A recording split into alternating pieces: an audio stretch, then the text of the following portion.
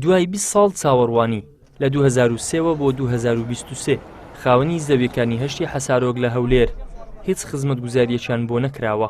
دوای ئەوەی سەرۆکی حکوومەتی ماوە بەسەرچووی هەرێمیش بەڵێنی دابینکردنی خزمەتگوزاری پێدان، بەڵام تاکو ئێستا هیچ شتێک بۆ ئەم گەڕەکە نەکراوە، تەنانەت شەقامەکانیشی بۆ دیاری نەکراوە. تا ئێستا گاشتی حەسارۆک بیابانە ئەتر ئەوان بەڵێنیاندا و جێبەجێ نەکراوە، ئەبێ ئەوان خاوەندارەتی لە قسەی خۆیان بکەن. من هاوڵاتیەکم ئەگەر قسەیەک بکەم ئەگەر سەریشم تای چێ وعدەکەی خۆمەگەیەن مەسەر. ئەوان ئەبێ خاوەندارەتی لە وعدەکەی خۆیان بکەن، خۆیان شەرمەزار نەکەن لای ئەو خەڵکە. سبێنی هەشتی حەسارۆک شارێکە و لە ڕێیە هەموو کەناڵەوە قەناعەتەکەم لە هەموو شارەکانی کوردستان ئاگایان لەم مۆزوعە بێ. تۆ کاتێک سەرۆکی شارێکی سەرۆکی وڵاتێکی بەڵێنێکە دێت و پێت جێبەجێ نەکرێ، ئەی چاوەڕوان چێکەی لە خەڵک سبێنێ بەڵێنێکی تردا قسەیەکی ترت کرد خەڵک قەناعەتت پێبێنێ. ئەوە چلوویەکەمین جارە خۆپیشاندان دەکەین، هیچمان ناکرێ. تەقسیم دوو خزمەتگوزاری سفرە.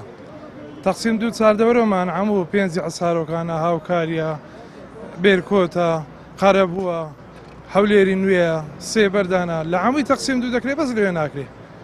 ئەوە یەک. دوو خزمەتگوزاری سفرە، نە فەتحی کۆران کرایە، نە جادە، نە کارەبا، نە ئاو، هیچی لێ نە بیابانە. زەویەکانی ئەم گەڕەکە نوێیە نەک هەر کێشەی خزمەتگوزاریان هەیە، بەڵکو هەندێک لە خاوەنی زەویەکان تەنانەت شوێنی زەویەکانیشیان بۆ دەستنیشان ناکرێت تاکو و خانووی لەسەر دروست بکەن.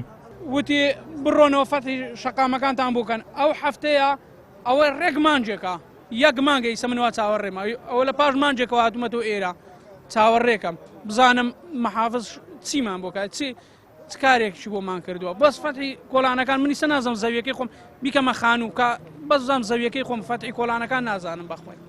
تێگەشتی ئێمادا چاوەڕێنە داوا لە سەرۆکی حکوومەتەکەم لێرەشەوە سەرۆکی حکوومەت ئەو کارەی ئێمە بەوانە ڕاست پاردوو بەوان بەڕێوە ناچێ.